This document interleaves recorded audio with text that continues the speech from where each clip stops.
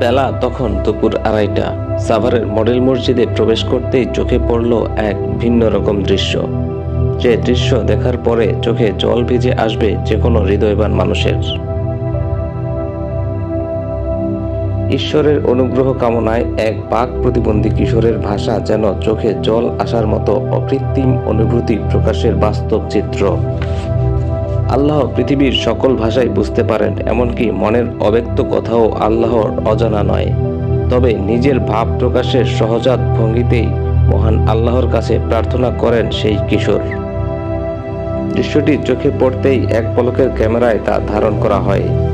ছেলেটির সাথে কথা বলার চেষ্টা করা হলে জানা যায় সে কথা বলতে পারে না এবং এই মসজিদেই অধিকাংশ সময় প্রার্থনা করেন তিনি। এই দৃশ্য দেখার পরে মনে হতেই পারে, আমরা যারা শারীরিকভাবে সুস্থ থাকার পরেও স্রষ্টার প্রতি কৃতজ্ঞতা প্রকাশে ব্যর্থ হই, সেখানে এই কিশোর নিজের প্রতিবন্ধককে হার মানিয়ে স্রষ্টার কাছে নিজেকে সত্যিকারভাবে সমর্পণ করেছে। এক পলকে নিউজ ডেস্ক, ঢাকা।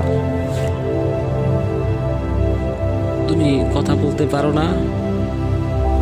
ও, তুমি এই মাদ্রাসায় থাকো, এখানে থাকো?